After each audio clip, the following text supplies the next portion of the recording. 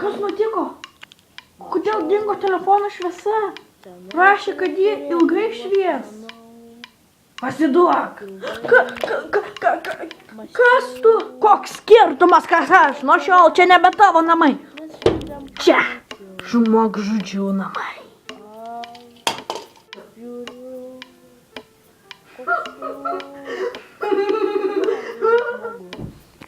Manau, visiems būtų baisu, jeigu naktimis nepastebimai ar sunkiai pastebimai į jų namus įsilaužinėtų kas nors neaiškaus.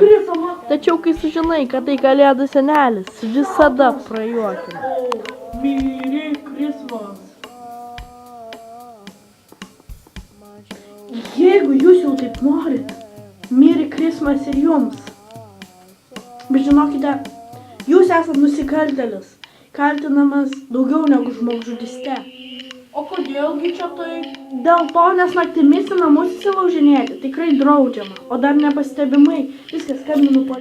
Žmonės, paklausykite, jau greitai.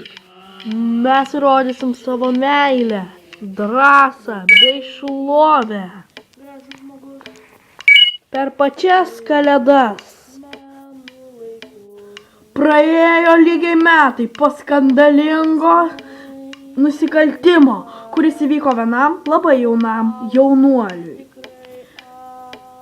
tą turėtumėt prisiminti. Likus vienai dienai iki Kalėdų. Pas svajingą jaunuolį įsilaužė kažkokie įsilaužėliai. Iš pradžių jie išjungė jo telefono šviesą, vėliau ant jo labai. Čia tu smagiai atšvęsi ne tik Kalėdas, bet ir pačius naujuosius. Praeitais metais buvo daugiau.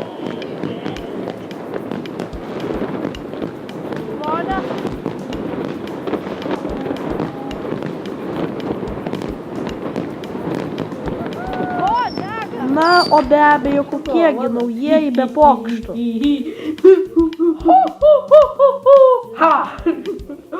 Vaikuti, jau gulkis, dovanėlės ateina. Tau tiesiai į namus. Filmas su manimi, Karoliu Babarsku. Ir pirmasis toks filmas. Jis galėjo sužinoti visą tiesą, kad aš kaltas. Ir dėl to kaltinu tik jūs, apsauginiai. Jūs mano pavaldiniai, turit prisimti visą kaltę. Be jokių juokų. Žmogžudžių namai arba netikusios Kalėdos. Jau greitai galėsi pamatyti ir tu.